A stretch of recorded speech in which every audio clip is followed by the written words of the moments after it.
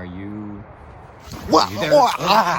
whoa, hey there. Hey, sorry, I didn't see you there. What with all my... You wanted to talk about... Yeah, can we talk about humans? Yeah. No, sorry. Well, behavior. Human behavior? Well, Yeah. sure. See, I know all about human behavior, Really? especially when they start to run away. No, I wasn't talking about that. Oh, what's that?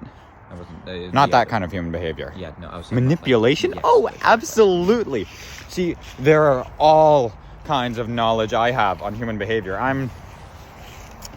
People say I'm good with girls. I know all about ways to pick them up. What's that? No, I wasn't... No, of course not in real life. I read this article online. I have this friend named Max, and he was in an Arrow article about the human sciences. He was a bit worried that this whole pick-up, so to speak, thing was not justifiable. And I told him that it was all based on evolution. Really? Nothing wrong with that. Hey. Well, I mean, Okay. Yes, I get that. Yes, that does indicate scientists should be wary of the knowledge they share, because some knowledge about human behavior can be used to manipulate people. Yes, exactly. But hear me out. Can't all knowledge about human behavior be used to manipulate?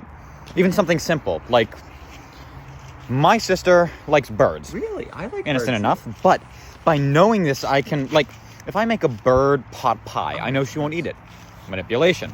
Or I can start a campaign saying if you support birds, you should donate to my fund.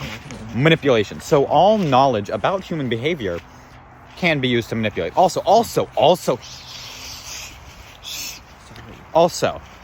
that reminds me of this article about my second uncle, 3 times removed,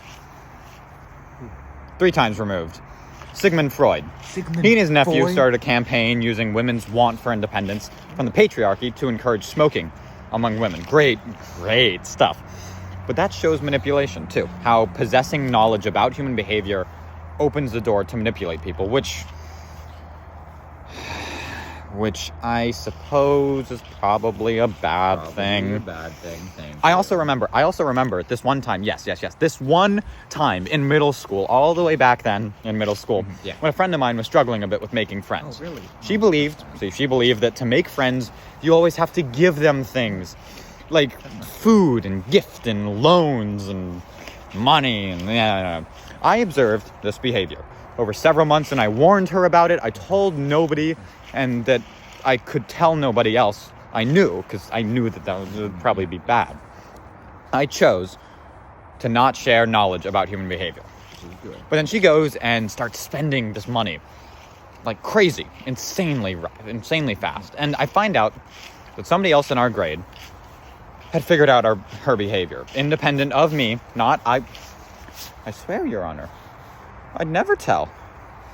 Independent of me, they found out, and they had started manipulating her through it. They'd started, asking for loans and gifts and toys and all this stuff, and she'd been giving them that. And that human behavior, I realized in that moment, was evident. Her behavior of believing that you have to give your friends your all your money, all the time. That was evident. Independent of my observation, independent of my own research, that behavior was ingrained, not in the research that I'd done, but in her, in the human, in the population, in the species as a whole. It is human nature. Really? So me shouting to the world that my friend had some issues understanding what friends are wouldn't have changed the outcome. I had no moral duty to not share that knowledge, because all knowledge in the human sciences is, at some level, readily available. Human sciences and scientists have no obligation to not share the knowledge they collect. All knowledge about human behavior can be used for bad stuff, so it can't matter what human scientists share.